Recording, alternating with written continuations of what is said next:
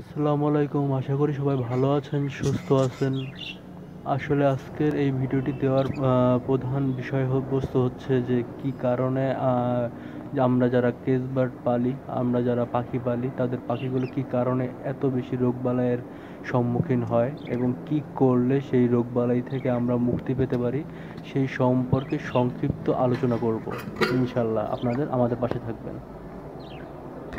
আসলে খাঁচায় পাখি পালার ফলে খাঁচার ভিতরে অনেক দিন পাখি খাবার এবং তাদের পটি করার কারণে তাদের খাবার পাত্র এবং পানির পাত্রগুলো অনেক ময়লা হয়ে যায়।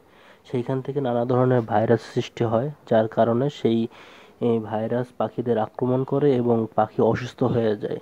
আমরা এই যে দেখতে পাচ্ছি যে পাখির পাত্রে ময়লা, প্রচণ্ড ময়লা। আমি 2 দিন যাবৎ পরিষ্কার না করার কারণে কি পরিমাণ ময়লা হয়ে গেছে পাখির খাবারের পাত্র। আসলে আমি এইটাতে পাখিকে সফট ফুড লাইক সবজি অথবা কোনো ফ্রুট থাকলে সেটা এখানে দেই। আমি 2 দিন যাবৎ ওঠাইনি, কারণ অলরেডি সব শেষ হয়ে গেছিলো। এখানে শাকও দিছিলাম, কিছু খাওয়া শেষ, কিন্তু প্রচণ্ড ময়লা হয়ে গেছে। এই ময়লাটা পরিষ্কার যদি আমরা কিছুদিন পর পর না করি, তার কারণে এখান থেকে নানা ধরনের রোগ জীবাণু ছড়ানো সম্ভব। এখানে দেখেন যে পানির পাত্রে কি পরিমাণ ময়লা হয়ে গেছে 2-3 দিন পরিষ্কার না করার কারণে। তো প্রতিদিন পানিটা চেঞ্জ করে দেওয়ার চেষ্টা করবেন এবং চেষ্টা করবেন যাতে এই পাত্রগুলো ভালো করে পরিষ্কার পরিচ্ছন্ন করে দেওয়া হয়।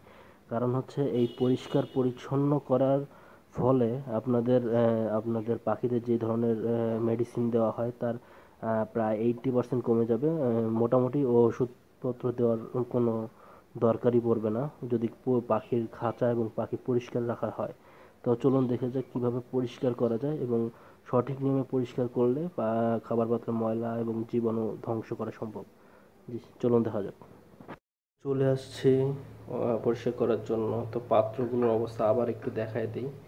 এই দেখেন কত অপরিষ্কার অবস্থায় আছে। এবং এইগুলো ধোয়ার জন্য আমি হচ্ছে হুইল পাউডার ইউজ করব।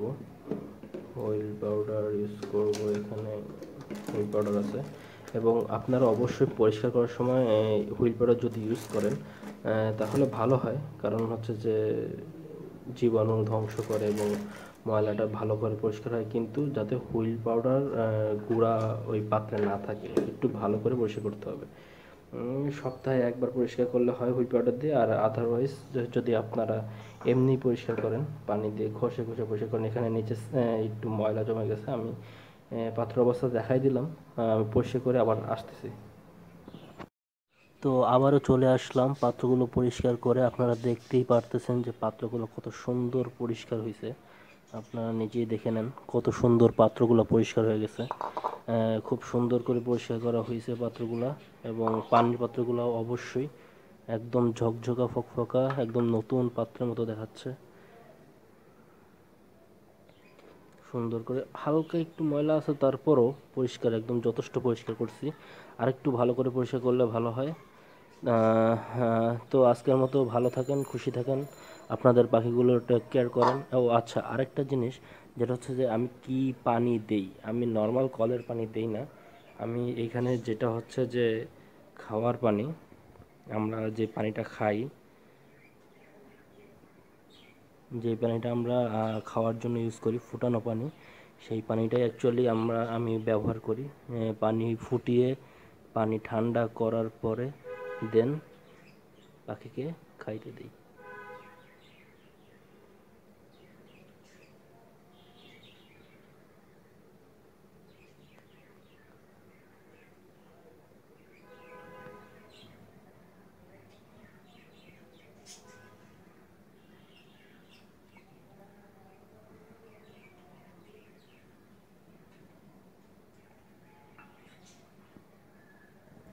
পাখিগুলো কম পানি দেওয়ার কারণ হচ্ছে ওরা পানি অনেক ফালায় দেয়। অনেক পাখির এই স্বভাবটা থাকে যে পানি ফালায় দেয়, পানি নষ্ট করে, অথবা নিচের খাঁচার যে নিচের যে কাগজটা ওইটা নষ্ট করে ফেলে।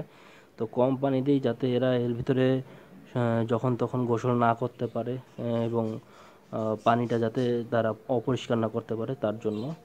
আর কিভাবে আপনাদের নিজেদের নিয়মে নিজের ইচ্ছায় তাদেরকে গোসল করাবেন এবং তারাও নিজের ইচ্ছায় তাদের গোসল করবে, সেই সম্পর্কে ভিডিও আছে, আপনারা আমাদের চ্যানেলটা ঘুরে দেখলে অবশ্যই দেখতে পারবেন। এবং কিছু টেকনিকও দেখানো আছে সেখানে। তো আমি আজকে পানিটা দেই এবং পানিটাও যথেষ্ট পরিষ্কার দেখেন। তো আজকের মতো আমি এখানেই বিদায় নিচ্ছি। আল্লাহ হাফেজ, ভালো থাকবেন, খুশি থাকবেন। আসসালামু আলাইকুম।